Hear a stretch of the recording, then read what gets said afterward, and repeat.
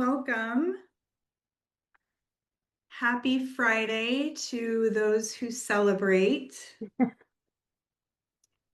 Nice to see you all as you come in. Well, we can't see you, but we know you're here because we see your names. We'll just give it a few more seconds and then we'll just get started. Thank you so much for being here today. There's a quick prompt in the chat. Um, where are you meeting us from here today? What headspace are you in? What are you hoping to get from this conversation? A clear place to start, a simple plan that fits your life, a way to choose what matters most, less noise, more action, help getting past any resistance that you might feel from your side. Angela, welcome. D, less noise, more action. I'm with you, girl. I'm with you, girl. Nice to see you. Thanks for being here, Angela. Sita says, be a simple plan that fits my life. Yes, we're going to talk simple steps, small things that we can do to move us past what we're feeling here. Rebecca, all of the above. Amy, a place to start. Wendy, D, great. Well, thank you all again so much for joining us here today. I'm Abby Neidham, the founder and CEO of SAM, the support platform for women. On SAM, we offer private one-to-one sessions with vetted and licensed experts like the one joining me here today, Maggie. We focus across multiple areas of women's lives, what matters most to us, including civic engagement and how to get involved. We invite you to check out our platform. We are sam.co. Signing up is completely complimentary. You pay for each session you book, and you become a part of our greater community. And we are out to do big, big things for women. Ultimately, SAM is a company founded on women's potential, our ambitions, and the support that we need to get there. So we are sam.co. And don't forget that in that chat, you have a discount code for Maggie's session that she's offering, which we're going to talk about and get into right now. Okay, enough about that. Welcome, Maggie. Welcome, everyone. Maggie Doucette is one of our wonderful SAM experts. She is a specialist and an expert in civic engagement and advocacy. Maggie, I turn it to you. Would love to hear a little bit about you, your story, your background, and what brought you to this work. Sure. So I've been working for about 15 years. I started the way most political science majors do, with my eyes on Washington. So I worked in national politics for several years and then state politics in Trenton in my home state of New Jersey. And it was actually during the pandemic that I started to get into civic engagement for the first time. And it was, I was home like most of us were, and my local town started live streaming their town council meetings. And so just out of like professional curiosity, I started to check them out. And I had this real sort of epiphany moment when I realized, abstractly, academically, I've always understood that what the local government does, what they're responsible for, but watching it unfold in this meeting, it really struck me how much of my actual day-to-day life was affected by what was going on at this meeting. And Mm. this very clear example of that was they were discussing sizes of the new trash bins that they were going to allow. And I had just gone out and bought two brand new, like state-of-the-art trash bins. They had like four wheels. And I'm out there measuring as the live stream is going on, seeing if I make it. And I didn't, and I had to buy new ones. And I was like, wow. And I had this thought, and I was very curious about it. And I started to get involved in the local community clubs and the political clubs. And I found myself, because of my background of having this framework for politics and policy, I was started to become the go-to when people had questions about things. And even I had to look a lot of stuff up, but I was able to provide that for people. And then there were so many questions, I turned it into a Substack and I started writing about it. And then there were questions people came and said, well, we need stuff that's more immediate when we have questions. You should start a Facebook page. So I started a civic forum for my town where we do like daily updates and what's going on and the ordinances that were passed. And it became just sort of snowballed from there. And I started taking on clients and meeting with people and just sort of I call myself like a translator, just explaining how it works and how the systems work and how to get your foot in the door and make phone calls and that sort of thing. And that's sort of where I am now. And I'm sort of doing this now full time and I'm really enjoying it and I think it's really important because there isn't a lot of space for it. There's not a lot of people like me who can go out and teach and you can hire them and they'll teach you about civics. I mean, and it's so funny because people that I talk to, like you can tell what generation they're in if they've had a civics class. Um, because that was a thing. And so I sort of am like teaching a civics class is how I present it. So it's been great though. So you mentioned phone calls and everyone before, Maggie and I met ahead of this call just to make sure everything was working. And we were talking about when everyone says, call your elected officials. Call your elected officials in Washington, D.C. They give you a 202 number and you're supposed to call.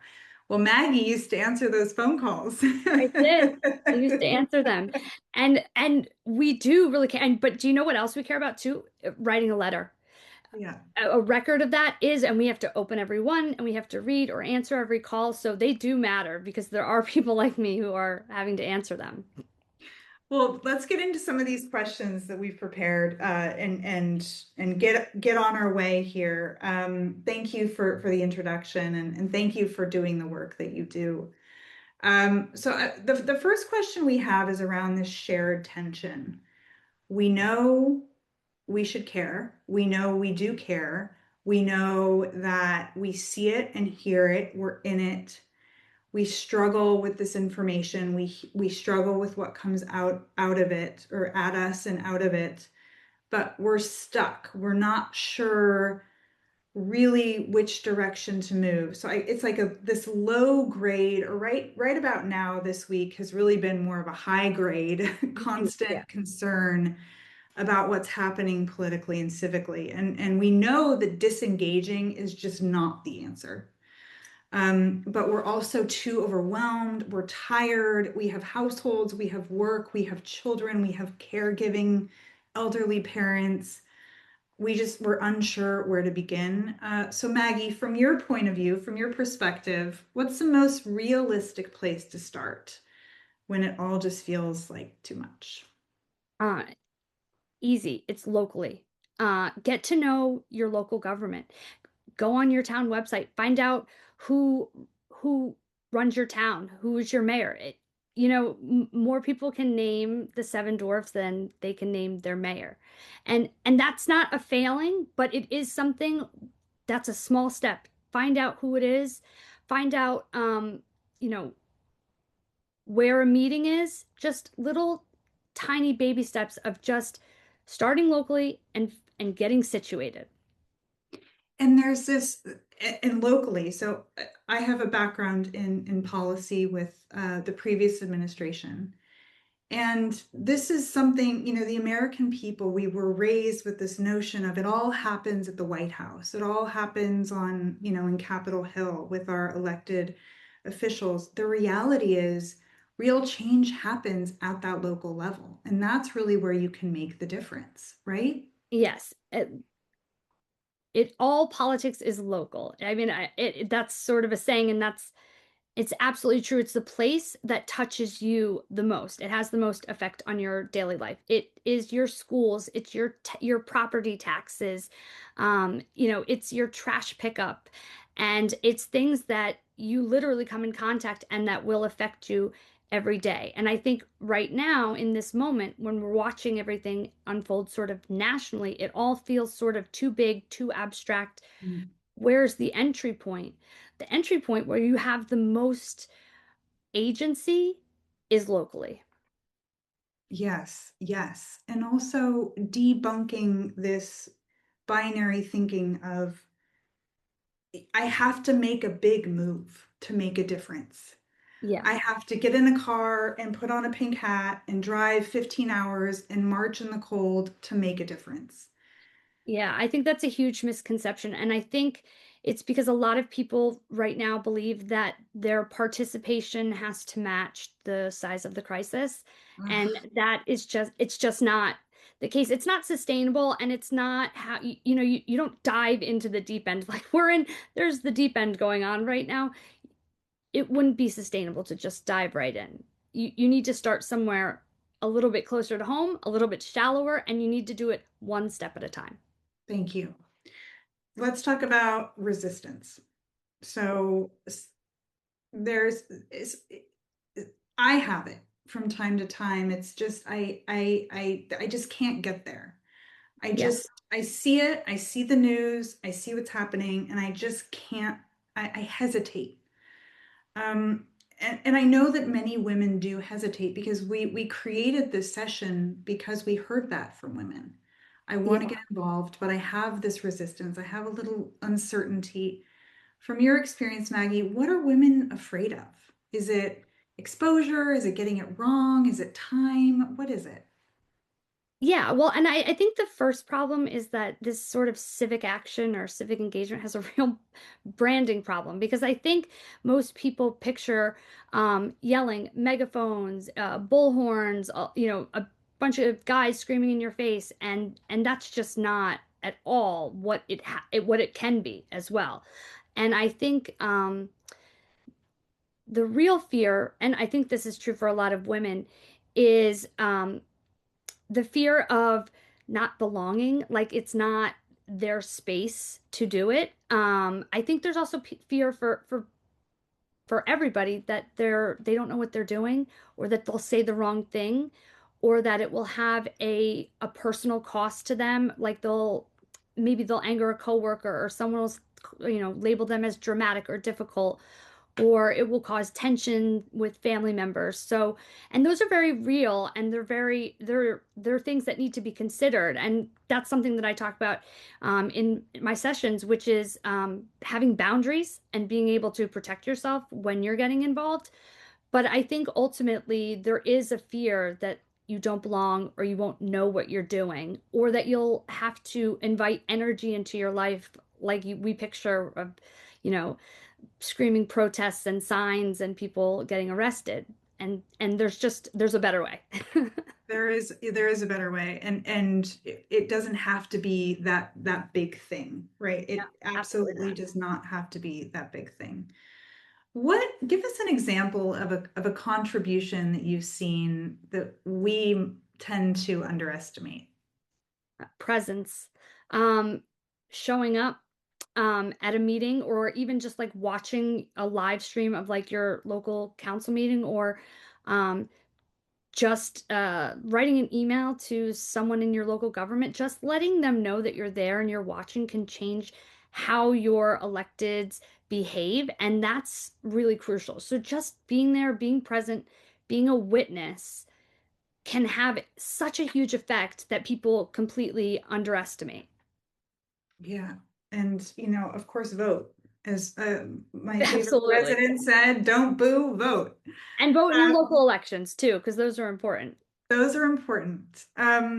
Maggie, you have a support session on SAM called From Concern to Contribution. Can you walk us through what happens during that session and what a woman can expect to walk away with?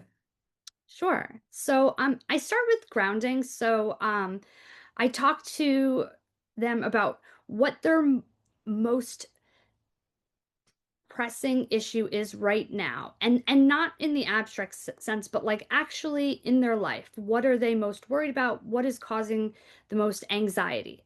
And then from there I map, which means I go through what are their time constraints, what is their energy level, what is their visibility, do they want to be visible? Do they want to stay behind the scenes? Do they want their name out there? Like those are all things that have to be considered because you don't want to send somebody into a situation where they're just not comfortable. And then it's strategy. So I take one issue, one area that we come up with together that is something that they can act on. And it's very personal or tailored to their situation. And then it's just that one thing. And then I give them a 90-day plan of engagement, and as well as like some pre-written messages or that they can email, or a public comment that they can make, or an op-ed that they can write, and then a tracker. And part of it is what's so important is I ask during the session that you focus on that one thing and that you try to deliberately not focus on the doom scrolling or the angry Facebook comments just for 90 days to see, and focus on this one lane to sort of clear your head, but also give your nervous system that like release that you're doing something that can create actual results. And then after I check in with you after 90 days and we talk about like whether or not that worked, how you felt. And I've had, experiences with other clients where we found out information like after they had started it, where they'll say, I didn't even realize we don't have to worry about the redevelopment that's going on in my town because it's at the state government. And then we'll spend the next 90 days working on like how to get them ready at for the state level. So it's really at their own pace, and teaching them how to set up boundaries so that they're doing it comfortable. Because this is like the long game. This it's a marathon, it's Mhm. not a sprint. It is about doing one tiny thing at a time so that you can begin to feel that agency again. And then we go from there. And some people might like spring forward ahead and get really into it. And some other people might say, I liked that, but I want to slow the pace down a little bit. And that's Yeah. fine too. And what have you seen from clients that you work with, kind of the before and after, or the before and during, in terms of mindset and ease and agency, or that feeling of agency, small wins?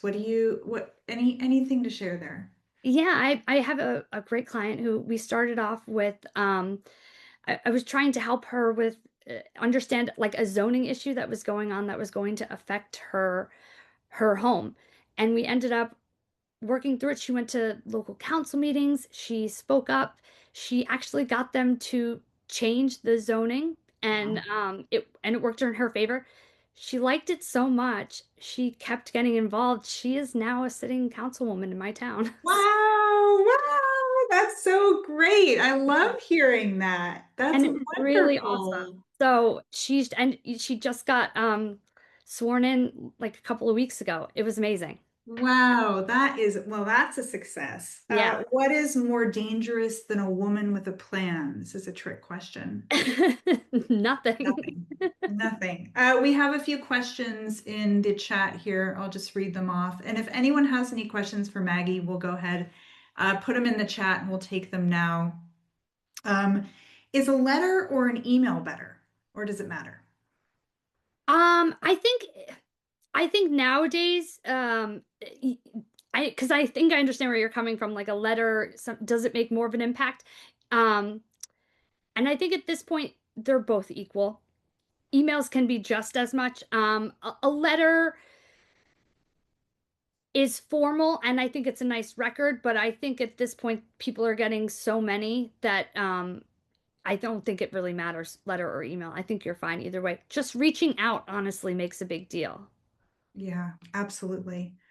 Um, we'll give one last minute for a few more questions. Maggie, thank you so much for joining us. Oh, we have one question from Rebecca. I use the 5 Calls app. What are some other ways in our organizations that make it easy to engage on a daily basis? Oh, so there are tons. The Five Calls app is great. You can also go to, I think it's called commoncause.com, and that is it's a great website because you can sort of pick your issue, go by the issue, and then you can it will blast. You put in your zip code and it will like pre-populate letters and stuff like that, but they can do it to local and national, and you can Oh, pick your great. issue, which is really awesome. Great. So it's called Common Cause. It's a wonderful platform. That's a great tip. Well, without any more questions, we'll let you on your way with your Friday and your weekend ahead. Thank you so much, everyone, for joining us here this afternoon and this morning. Please take care of yourselves, your heart, and each other. Maggie, thank you for the work that you do. And thank you all for being a part of our community. And we wish you well, and we'll see you next time on Pull Me Out of This.